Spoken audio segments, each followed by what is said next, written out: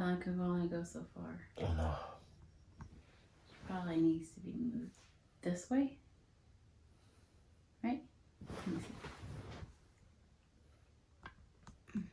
It's the other way. Yeah. Oh, Yeah, just let it go. Let it go.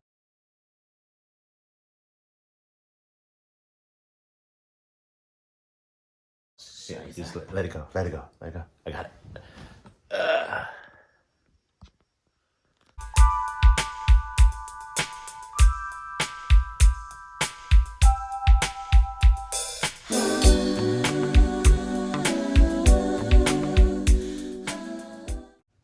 Hey guys, so it's been a minute since we have recorded. We've had a lot going on lately, and we thought now was a great time to be able to record because we ain't got nothing else to do. Not a thing. Like, at all. I mean, we work, we do, I mean, right now he's on spring break. Yeah. But I'm working each day.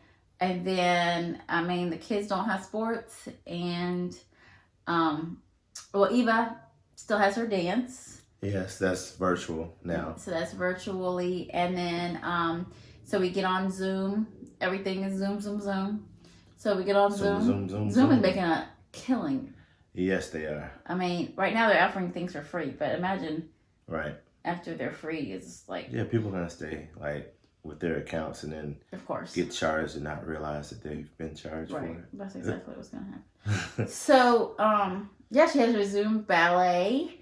And then, so that's kind of cool. Yeah, it's pretty cool. I mean, it's cool because they still get paid, baby. Yeah. So they do their Still getting that coin. And they still expect payment every month. So, but yeah, it's been a time of adjustments, a time of change. It has. Oh boy, it has. It's been a lot. I think initially everybody's response was like, no, it's over there in China. Like, it's not going to make it over here. And we were wrong.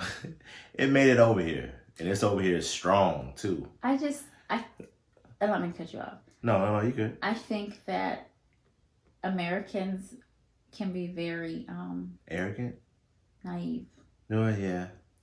And I think that we think that, like, we're in this big bubble. And it's not going to affect us. Mm-hmm, yeah. Mm-hmm. And it has.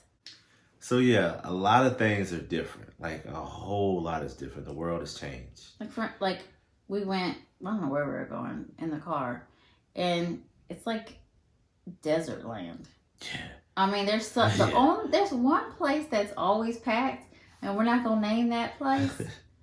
But other than that one place, it's desert land. Hey man, people have to hydrate. It's essential. People have to hydrate. And so not always water hydration. But what I'm saying is that yeah, it's just we were riding and we were like, oh my gosh, this is so deserted. Oh well, I thought you were about to say it is. It's like a movie, like I Am Legend or what's the iRobot? No, iRobot wasn't like that. No, it was not. No, it was I Am Legend. But it was just him and like everyone else was like gone.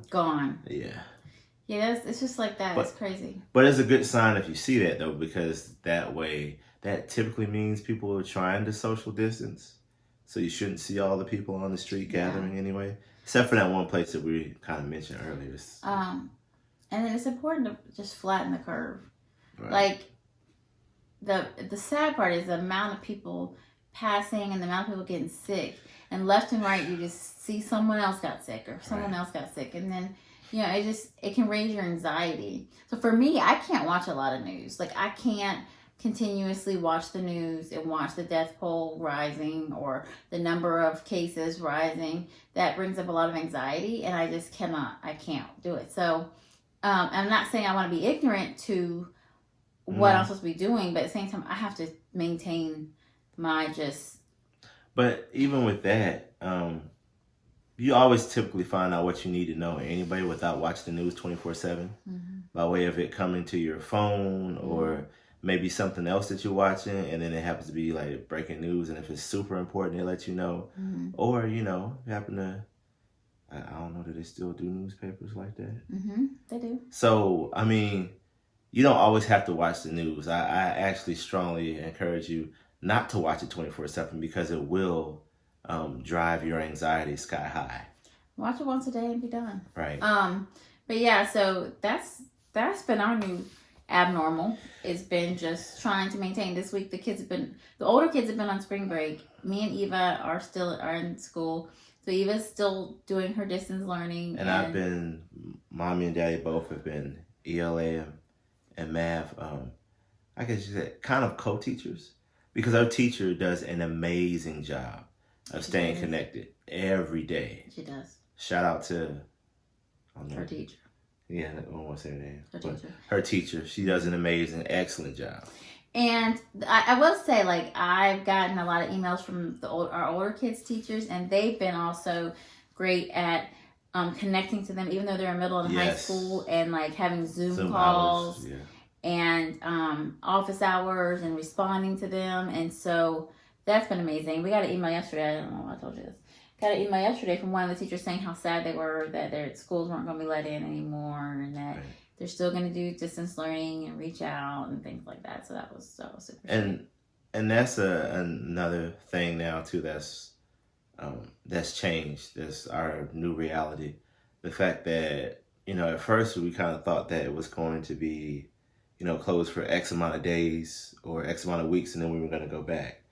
It seems like just across the country, schools are pretty much closing, and understandably so, justifiably so. But it doesn't nullify those feelings that a lot of students feel, educators, counselors, administrators. And I know a lot of people say, well, you guys usually start the countdown around this time of the year anyway, so what's different? The difference is there's no connection with your students. It's almost like a mutual thing in a lot of schools, because you're counting down and your students are counting down. Yeah. There's no countdown. There's no preparation for it or anything.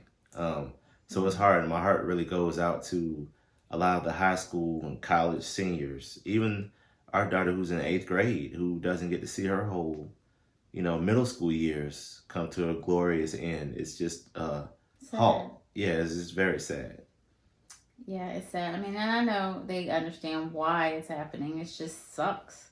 And so, I mean, I have nothing else to say, but it stinks. Right. Like, I mean, it just does. And hopefully they'll redo those graduations or whatever they decide to do to honor those seniors. But yeah, it's hard. And yeah. So, I mean, that's one thing of it. Another thing is just dealing with the fact that people aren't be able to see their loved ones. Right. Like, I miss my mom, and I know you miss your parents, and we can't be around them right now. And so that's hard and challenging.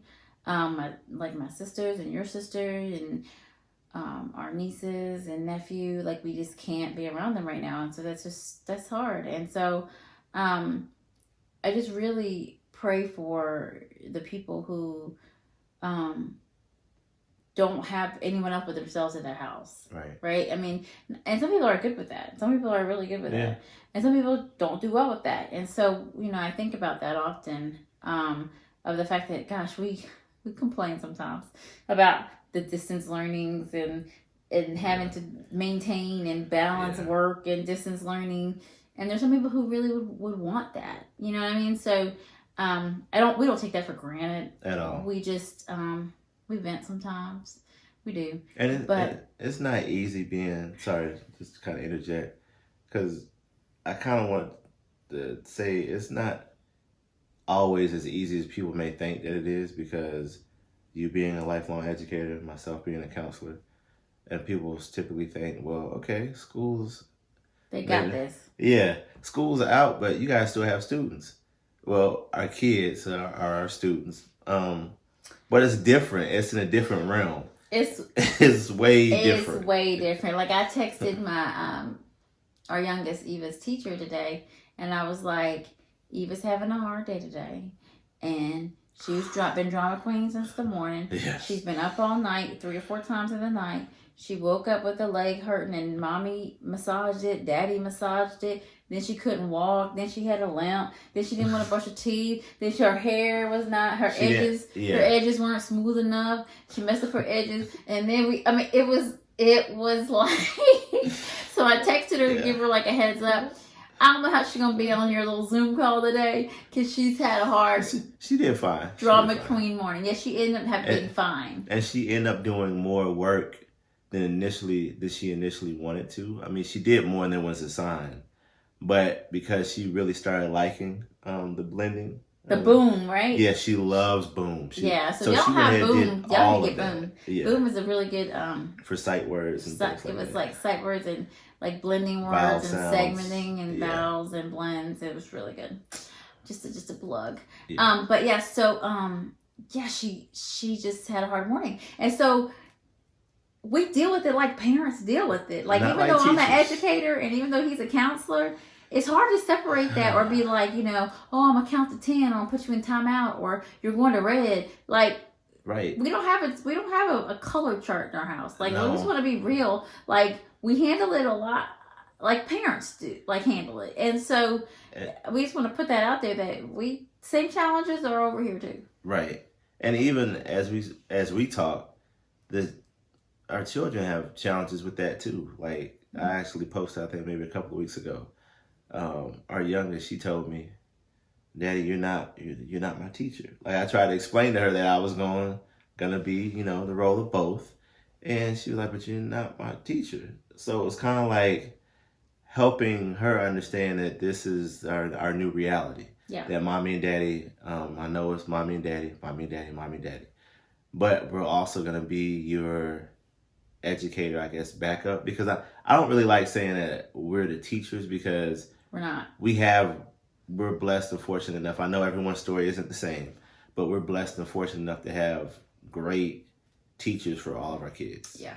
So we would never say, oh, we're, the teacher per se, but we're like kind of like teacher assistants, like TAs maybe. TAs. And they send lessons. I mean, the kids, like our older kids, really.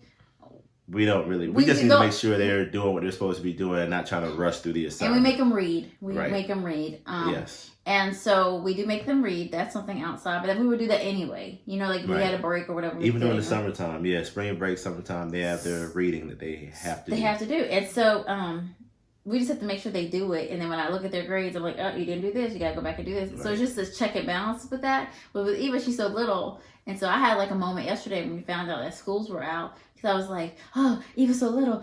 She can't filter. She got to read. So I started stressing out because I want her to be ready. Yeah. And as you stress, I even pulled her aside, and I know you guys are like, yeah, for those of you who know me know that I could be very serious at times. And I did have a conversation with her, with Eva, and said, hey, we got work to do. Like, you're not going to be, because we're determined our children are not going to be behind because of this unforeseen circumstance with COVID-19 and school closures. We're still strong educational advocates and want to make sure our kids are like best. Where they're supposed to be. At the very least where they're supposed to be, but ahead of where they need to be. So I did talk to her and said, hey, we got work to do, and sometimes it's not always going to be fun, but hey, we have to make sure that you're ahead of where you are now when you go back in the fall. That's our goal. And we believe that parents are your child's first teachers. Right. And so always.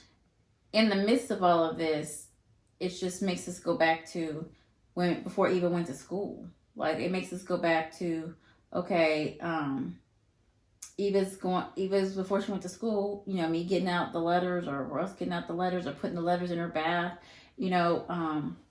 we're going back to that, kind of like homeschooling type thing, or, schooling comes from the house. And so, as just for me, talking to parents out there, I know it's hard to try to do both, but if you take your mindset back to when you were kind of like before your kids entered kindergarten, right? Kindergarten, right, or whatever, and you say, okay, this is my job to get them ready for school. Same thing now. So you have to just put that hat on and say, okay, let's go.